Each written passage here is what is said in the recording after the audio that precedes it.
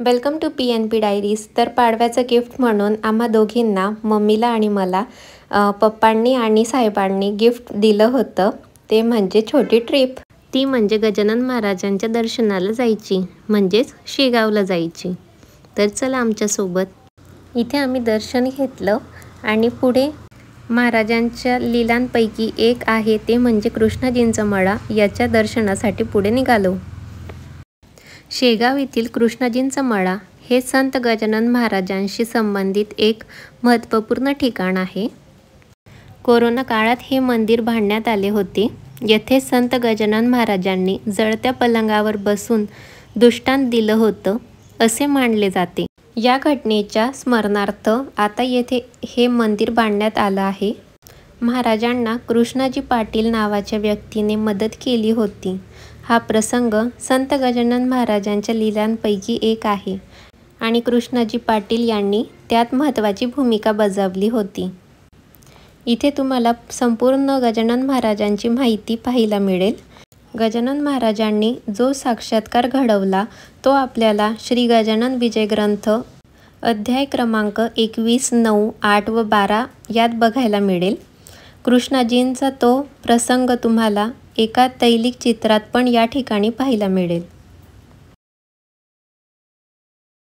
यानंतर आम्ही भेट दिली मोटे येथील पुरातन शिव मंदिराला। हे मंदिर खूप जुने असून इतिहास आणि अध्यात्माचा सुंदर मिश्रण आहे। संत गजानन महाराजांनी या मंदिरावरूनच शेगावला शिवगाव असं नाव दिले होते।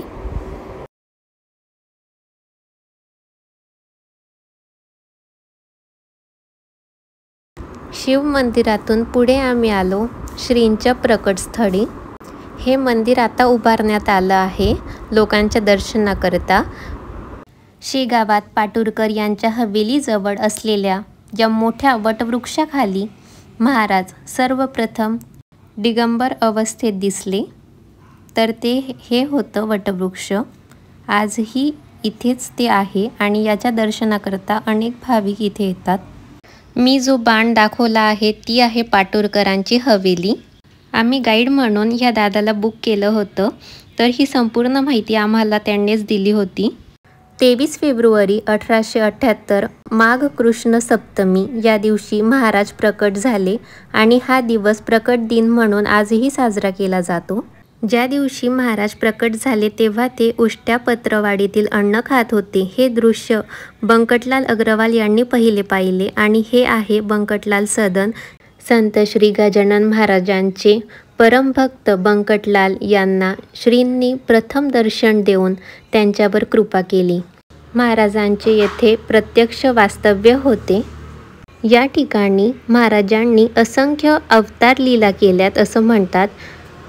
श्रींचे वास्तव्य लाभलेले हे बंकटलाल सदन पुढे बंकटलालजींच्या वंशजांनी संस्थेला दिले। या ठिकाणचे पावित्र्य जोपासले जावे या उद्देशाने संस्थेने या जागेवर एक 3 मजली स्मृती भवन बांधले असून त्यास बंकट सदन असे नाव देण्यात आले आहे। या ठिकाणी श्रींचे पादुका व फोटो पलंगावर विराजित आहेत। प्रतिदिन सकाळ संध्याकाळ पूजा आरती केली जाते। पुढे आम्ही दर्शनाकरता आलो मारुती मंदिरात। तर इथे महाराज असताना घडलेली जी लीला आहे ती मी सांगते। या ठिकाणी महाराज बसायचे व पाटलांची मुले इथे खेळायची। महाराज इथे ध्यान करायचे तेव्हा ती मुले त्यांना चिडवायची। एके दिवशी तर महाराजांना त्यांनी उसानेच मारायची सुरुवात केली। ते थकल्यावर महाराजांनी तेच ऊस जमा केली आणि त्याचा रस करून मुलांना पाजला। हा प्रसाद मिळाल्यानंतर मुले केलेल्या कृत्याबाबत खलील झाली व महाराज शरण आली। ही ती भूमी आहे। तसंच या मंदिरात खंडू पाटलांनी पुत्र व्हावा म्हणून महाराजांना विनवणी केली। श्रींच्या कृपेने त्याला पुत्ररत्न झाले। श्री महाराजांच्या आदेशावर भिका हे नाव ठेवले। या दिवशी प्रतिवर्ष ब्राह्मणांना आमरसाचे भोजन करीत जावे असे आदेश दिले। परतीच्या प्रवासात आम्ही जिथे गाडी पार्क केली होती ती बडे बालाजी मंदिराच्या अंगणात, पण तेव्हा बालाजी मंदिर हे बंद होतं आणि अगदी आम्ही गाडीत बसतच होतो तेव्हा पुजारींनी आम्हाला सांगितलं की मी मंदिर ओपनच करतो आहे, तर तुम्ही या आणि दर्शन नक्की घेऊन जा. थांबा आणि त्यांनी आग्रह करून आम्हाला दर्शनाला बोलवलं. तो क्षण शब्दात मांडता येणार नाही, इतका आनंद माझ्या मनात होता. असं वाटत होतं साक्षात बालाजीच आम्हाला भेटण्यास आतुर होते. खूप छान आणि खूप प्रसन्न असं वाटत होतं मनातून पण.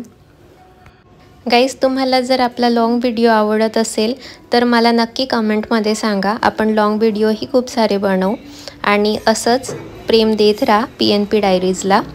आणि लाईक, शेअर, सबस्क्राईब करायला विसरू नका आपल्या चॅनलला. होप सो तुम्हाला माझे व्हिडिओज सगळे आवडत असतील.